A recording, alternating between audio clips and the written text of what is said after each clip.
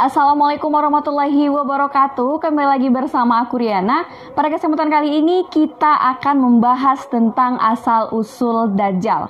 Karena banyak banget di kalangan remaja-remaja ataupun juga bahkan orang-orang di sekitar kita yang tidak tahu sebenarnya Dajjal itu adalah manusia atau makhluk Tuhan yang lain. Makhluk Tuhan yang lain ini sini maksudnya adalah what else? Jadi di sini aku akan meluruskan siapa Dajjal sebenarnya dan dari mana asal Dajjal tersebut. Dan sebelum kita masuk kepada videonya, buat kalian yang baru bergabung di channel aku, jangan lupa tekan tombol subscribe, bunyikan juga notifikasinya sebagai bentuk dukungan kalian kepada channel aku. Dan inilah asal usul kelahiran Dajjal.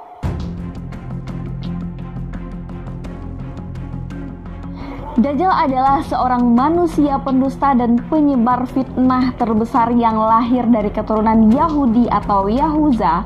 Dalam berbagai riwayat, Dajjal ini kelak akan dibunuh oleh Nabi Isa alaihissalam atas izin Allah Subhanahu wa Ta'ala di akhir zaman. Dan peristiwa ini menjadi salah satu tanda-tanda terjadinya hari kiamat. So, Dajjal ini bukanlah jin ataupun makhluk lain, tetapi ia adalah manusia yang ditangguhkan ajalnya seperti halnya Nabi Isa alaihissalam. Dan Dajjal lahir dari negeri Samirah atau Samaria dan negeri kecil di Palestina warisan dari Nabi Sulaiman alaihissalam. Negeri Samira ini berasal dari nama seorang Bani Israel, yaitunya Musa Samiri, yang merupakan pembuat berhala sapi emas, dan ia merupakan pengikut Nabi Musa alaihissalam yang kemudian sesat dan merupakan tokoh kafir yang disebut di dalam Al-Quran. Dajjal lahir dari seorang ayah dan ibu keturunan dari Yahuza ataupun Yahudi yang sudah 31 tahun tidak dikaruniai anak.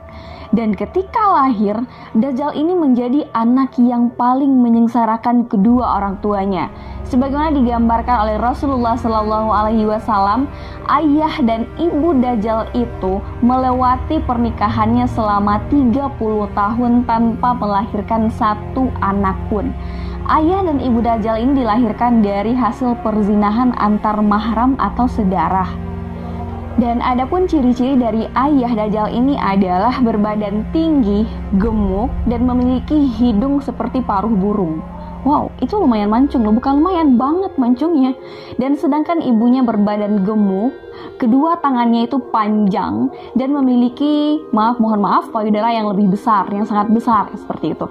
Dan mereka dikaruniai seorang anak laki-laki yang buta sebelah matanya. Keluarga Dajjal, ayah dan ibunya adalah penyembah berhala, dan mereka menyembah berhala berbentuk sapi betina.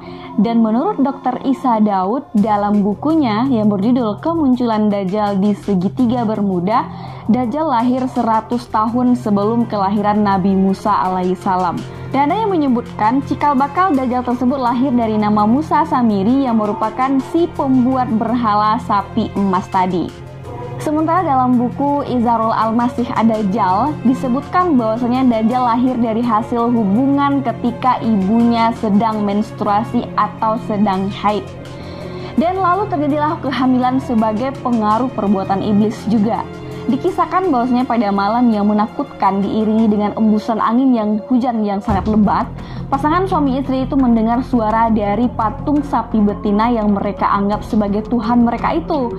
Dan kemudian patung itu memberitahu kepada mereka akan melahirkan seorang bayi laki-laki. Nah, setan pun mengetahui keinginan suami istri itu untuk mendambakan seorang anak laki-laki. Karena itu, setan memperdaya berhala itu seakan-akan memberi karunia anak dan meminta korban-korban sesembahan kepada mereka. Demikianlah cara setan untuk menipu daya manusia. Dan tak lama kemudian, perempuan itu pun melahirkan anak laki-laki. Tetapi, kedua matanya ini cacat sejak lahir. Dan bayi itu suka tidur malam dan siangnya pun jarang untuk bangun.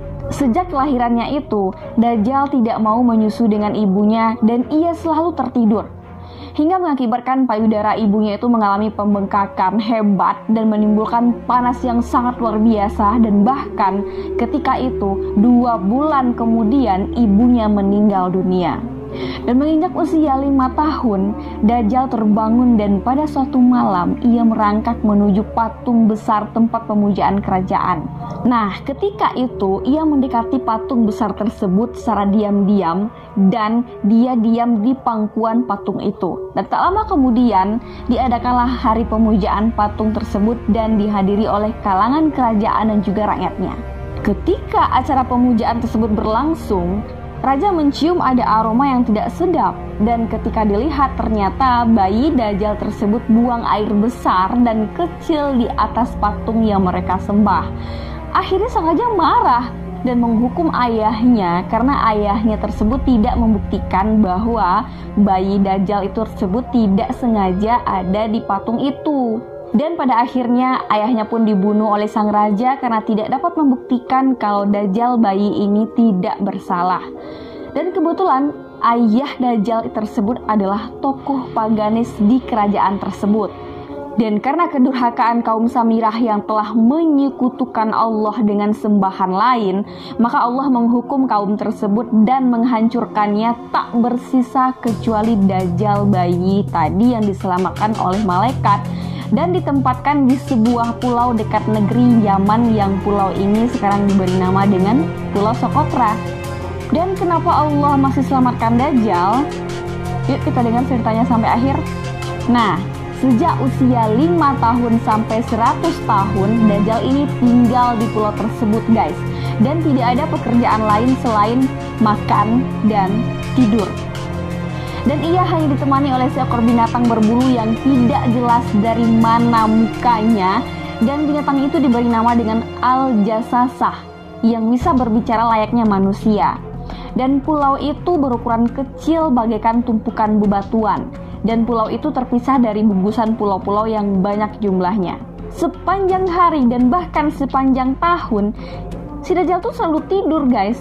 Ia ibaratkan seorang penghuni gua, dan selama dia tinggal di pulau tersebut, di Pulau Socotra tadi, ia diajarkan oleh seorang malaikat tentang ketauhidan kepada Allah Subhanahu wa Ta'ala, dan dia juga mengetahui tentang Nabi Muhammad SAW karena sudah diberitahu oleh malaikat yang mengajarkannya sebelumnya. Dan untuk mengetahui keyakinan si Dajjal, maka binatang Al-Jassasah ini pernah bertanya 3 kali kepada Dajjal agar dia mau beriman hanya kepada Allah Subhanahu wa Ta'ala. Namun setelah ditanya yang ketiga kalinya, Dajjal ini malah mengingkari semua yang telah diajarkan malaikat tersebut kepadanya. Malahan dia sendiri berani untuk menyebut bahwa dirinya ini adalah Tuhan. Seperti itulah Dajjal. Dia selalu menyesalkan kedua orang tuanya. Sebetulnya itu penjelasan yang pertama dan kedua. Pas ditanya itu, dia mengakui bahwasanya Allah itu adalah satu. Tetapi setelah yang ketiga, dia mengingkari dan bahkan dia mengatakan bahwasanya diri tersebut adalah Allah, adalah Tuhan. Bahwasanya dia mengetahui semuanya, apa yang diajarkan oleh malaikat kepadanya. Oke, baik. Sebelumnya kalian pasti sudah penasaran banget di mana sih Pulau Socotra itu, dan Pulau Socotra itu beneran ada apa enggak? Pulau Socotra itu beneran ada guys. Meski termasuk di dalam wilayah Yaman, Pulau Socotra terletak 340 km dari daratan utama negara tersebut. Pulau Socotra sendiri merupakan pulau terbesar dari Kepulauan Socotra yang terdiri atas 4 pulau. Saking jauhnya, pelaut tidak dapat untuk datang ke pulau ini, dan Pulau Socotra terisolasi secara geografis. Bahkan untuk penduduk Yaman sendiri, pulau itu dianggap asing. Meski alamnya terkesan seperti pulau alien, Pulau Socotra sudah ditinggali oleh manusia sampai sekarang. Dan pulau ini ditempati sekitar 44.000 jiwa penduduk yang menggunakan bahasa Socotri, dan bahasa Arab menjadi bahasa resmi di pulau tersebut. Dan kebanyakan orang berbicara bahasa Socotri tidak tertulis yang berasal dari zaman pra-Islam terlebih dahulu. So, jika kalian penasaran dengan Pulau Socotra ini, kalian bisa terbang menuju Seyun di Yaman dari Kairo, Mesir. Dari sana ada Yemen Airways yang akan mengantarkan kalian dan juga para wisatawan ke Pulau Alien ini. Dan sebelum mengunjungi Pulau Socotra, alangkah baiknya untuk memeriksa jadwal penerbangan terlebih dahulu. Karena durasinya penerbangan itu adalah 1 kali dalam 1 minggu. Jadi kalian harus cek-cek dulu, harus lihat dulu jadwal penerbangan ke Pulau Socotra ini. Oke guys, untuk diketahui kisah Dajjal ini tidak ditemui dalam riwayat yang sahih, dan adapun kebenarannya kita masih membutuhkan referensi yang sahih selain yang diceritakan oleh buku-buku dan literatur-literatur yang sudah aku ceritakan di atas tadi. Kita memohon kepada Allah Subhanahu wa Ta'ala agar diberikan rahmat dan taufik sehingga kita bisa selamat dari fitnah Al-Masih Dajjal di akhir zaman nanti. Oke, saya Ariana, dan jangan lupa tekan tombol subscribe-nya juga, bunyikan notifikasinya. Kalau kalian suka dengan video ini, jangan lupa juga tekan tombol like. Dan assalamualaikum warahmatullahi wabarakatuh.